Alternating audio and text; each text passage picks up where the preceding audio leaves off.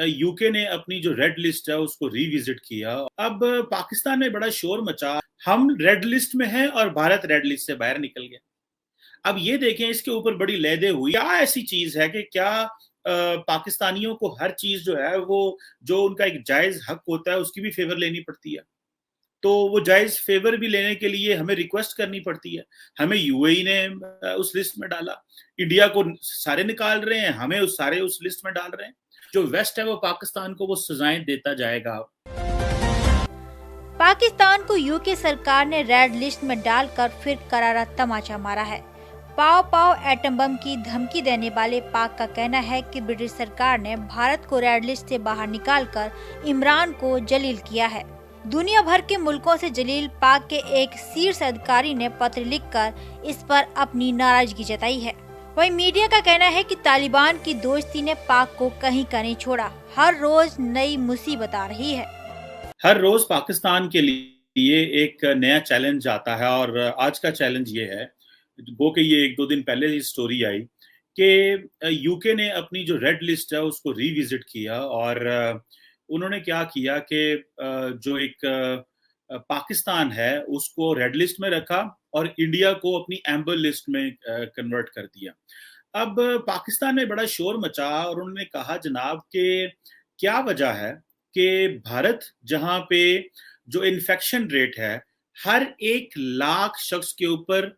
20 है, 20 पर 1 लाख है, जबकि पाकिस्तान में हर 1 लाख के ऊपर 14 जो है वो इन्फेक्शन रेट है, 14 इन्फेक्शन रेट है। हम रेड लिस्ट में हैं और भारत रेड लिस्ट से बाहर निकल गया। अब ये देखें, इसके ऊपर बड़ी लहदे हुई और आज क्या हुआ है कि आज पाकिस्तान के जो एडवाइजर हैं हेल्थ के, इमरान खान साहब के, डॉक्टर फैसल साहब, उन्होंने ये लेटर लिखा है यूके के इस फैसले के ऊपर कि ये जो कोविड ट्रैवल रेड लिस्ट है आपने उसमें से इंडिया को निकाल दिया और पाकिस्तान को उसमें रखा, तो क्या आपने इसको डेटा या साइंस की बुनियाद पे फैसला किया है या आपने जो सियासत या पॉलिटिक्स की है? अगर तो साइंटिफिक डेटा को सामने रखा जाए और साइंटिफिक डेटा से मदद ली जाए तो पाकिस्तान तो किसी सूरत भी इस रेड लिस्ट में नहीं रहता, जबकि भारत जो है वहां पे तो हमें पता है कि इसको इंडियन वेरिएंट पहले कहा गया, फिर उसको डेल्टा वेरिएंट कहा गया और इस वक्त पूरी दुनिया में डेल्टा वेरिएंट चल रहा है, जिससे पहले कि ब्रिटिश वेरिएंट चल रहा था। और पाकिस्तान में इस वक्त भी डेल्टा वेरिएंट है, लेकिन पाकिस्तान में आज मैं देख रहा था कि थोड़ा सा जो कोविड की सिचुएशन है वो बेहतर है पहले से। तो आज जो पाकिस्तान के हेल्थ के जो एडवाइजर है प्राइम मिनिस्टर के, डॉक्टर फैसल सुल्तान, उन्होंने जो खत लिखा है यूके हेल्थ सेक्रेटरी को और ये कहा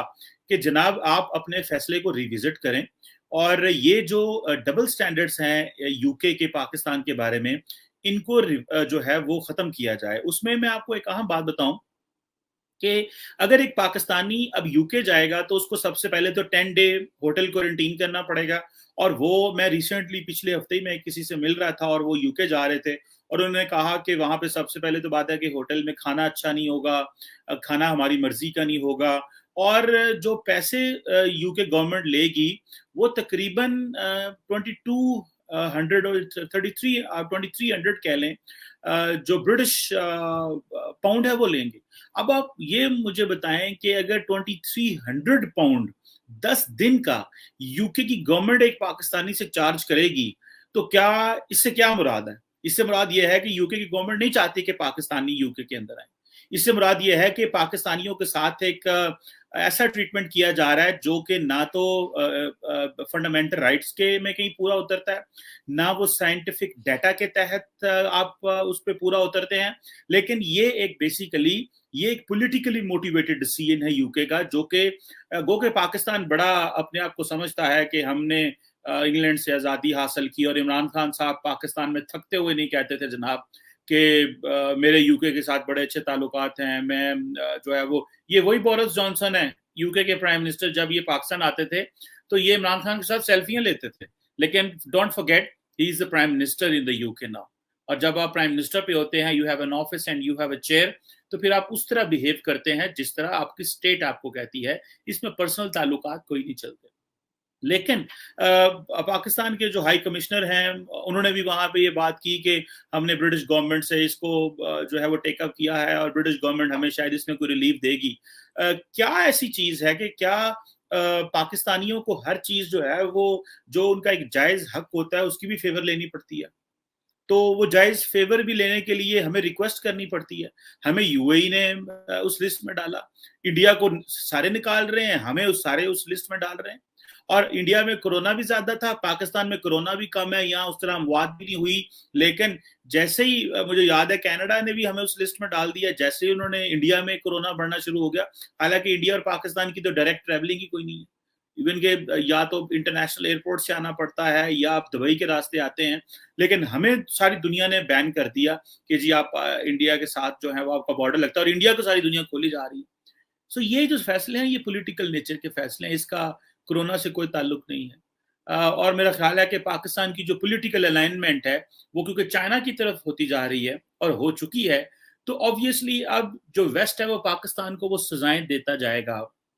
کبھی کسی طریقے تنگ کریں گے, کبھی کسی طریقے آپ کو جو ہے تنگ کیا جائے گا. سو پاکستان نے کیا اس کو جو سٹیٹمنٹس دی ہیں عمران خان صاحب نے ریسنٹلی, جو اوپن سٹیٹمنٹس دیتے ہیں, میں نے امریکہ کو نو کہہ دیا,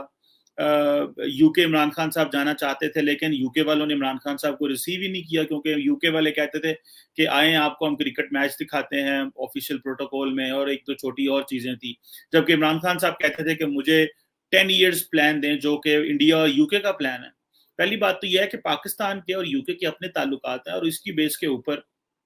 ہمیں اس چیز کو سمجھنا چاہیے کہ اگر انڈیا کے کسی ملک کے ساتھ اچھا تعلق ہے تو ضروری نہیں ہم بھی اسی وہ تعلقات ہمارے ساتھ بھی اسی طرح رہ سکیں, یا ہماری کوئی اتنی کیپیسٹی ہو یا ہماری اکانومی اس طرح ہو. انڈیا کی اکانومی ہم سے بہت بڑی ہے, ہم تو اس کا مقابلہ نہیں کر پا رہے, لیکن انگلینڈ اور یو کے تعلقات تو ہمیں اس کو کمپیئر کرنا جی پاک یو کے تعلقات سے, یہ میرا خیال ہے ناانصافی ہوگی, اور ہماری پولیٹیکل ایلیٹ کو اس طرح نہیں سوچنا چاہیے. اب جا کے انہوں نے عمران خان صاحب نے یہ کہا, انہوں نے کہا جی نہیں آپ پھر نہ آئیں, کیونکہ جو یو کے جو پرائم منسٹر کا آفس ہے اس نے ہماری ریپیٹڈ جو ریکویسٹ ہے اس کو رسپانس ہی نہیں کیا. اب عمران خان صاحب نومبر میں یو کے جائیں گے, جہاں پہ وہ جو یو این کی جو گلوبل کلائمیٹ سمٹ ہے اس میں خطاب کریں گے اور بات ہوگی. سو جب سے عمران خان پرائم منسٹر بنے 3 سال سے انہوں نے یورپ کا کوئی وزٹ نہیں کیا. ایک دفعہ آئی تھنک وہ ڈیووس گئے, لیکن وہ بھی ایک فورم کے اوپر, وہ کوئی اس طرح کا فورم نہیں. سو عمران خان صاحب کے ٹینیور میں پاکستان کی جو گلوبل آئسولیشن ہے وہ نظر آ رہی ہے, اور گلوبل آئسولیشن اس طرح نہیں ہے کہ جس میں یہ کہا جائے کہ جی کہ ہم کو اس طرح کے کام کر رہے ہیں, ہمیں دبایا جا رہا ہے, ہمیں پریشان کیا جا رہا ہے, اور ابو آل جو سب سے امپورٹنٹ چیز ہے کیونکہ پاکستان چائنا کے قریب ہوتا جا رہا ہے, اور جو ایکسپلسٹ اینڈ ایکسپریسو سٹیٹمنٹس آتی ہیں پاکستان کی پولیٹیکل لیڈرشپ کی طرف سے ڈیلی بیسس کے اوپر کہ جناب چائنا کے ساتھ ہمارے بڑے اچھے تعلقات ہیں, چائنا کو ہم کرٹیسائز نہیں کریں گے, ہم چائنا کے ساتھ باتیں اندر بیٹھ کے کرتے ہیں, ہاں ہم امریکہ کو میں نے ایبسولوٹلی نو کر دیا. یہ وہ سزائیں ہیں جو پاکستان کو اب مل رہی ہیں.